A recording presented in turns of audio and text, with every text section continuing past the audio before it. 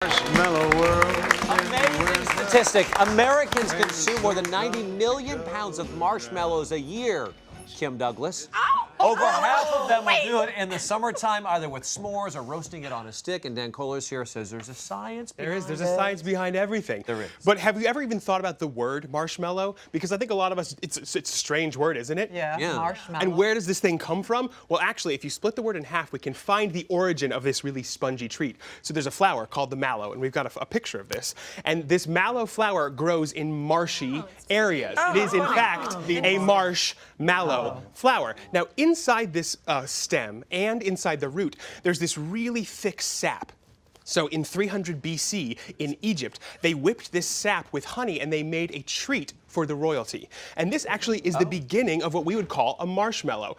And it comes from this family of candy that includes actually Jell-O, nougat, taffy, and we've got our favorite marshmallow here. And I want to show you guys how to make these at home. Yeah, walk us through it. It's so easy. So we came in early today to do this. I got some tape about this. It's a lot of fun. The first thing you want to do is bloom some gelatin. And the reason I'm doing this is so that all of those gelatin granules equally absorb water. You don't want to get any clumps there. Then we're heating the sugar, and I'm bringing this up with some water, a little bit of corn syrup, and a pinch of salt, bringing this up to 240 degrees. And the reason we go to 240 degrees, that's called softball stage, where the water is cooked out enough that the sugar is super concentrated and we can get the perfect texture out of our marshmallows at the end. Up next, it's the easiest. You just start beating that gelatin with the hot sugar. And I swear, you're going to look at that and think, there's no way that will ever turn into marshmallow. See, you're all you're as amazed as I was. It takes about 15 minutes of beating, but actually what you're doing there is you're beating all of this air into a protein structure. The next thing you have to do, empty it into a pan.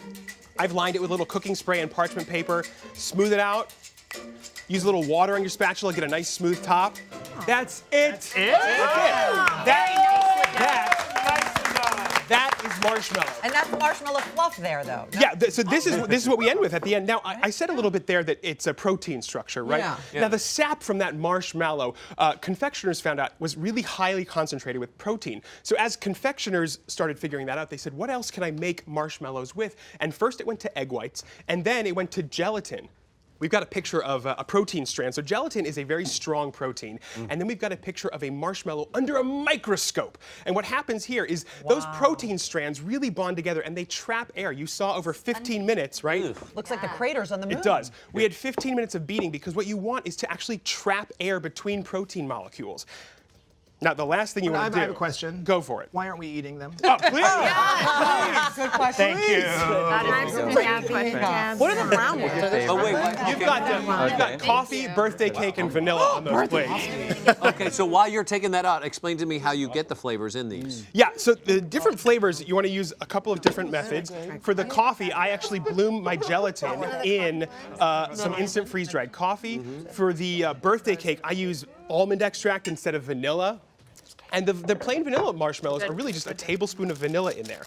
Will you explain to everybody what blooming is if they don't know at home? Yes, blooming is the process by which you hydrolyze gelatin. So what happens there, we sprinkle that gelatin over water, and those granules absorb water, and we do that to get it very even. If you don't give it about 10 minutes, what you end up with are really chunky clumps of gelatin, and you don't want that at all. Now, you can see, I let this set for about 4 hours. I'm coating it in a mixture of cornstarch and powdered sugar. And that's where it gets that sort of chalky feeling. That's where it gets that silky, chalky feeling. And guys, this is a marshmallow. That's all it is. That's it? Last question. What came first? The chick or the marshmallow? Mark, we don't have time for that today.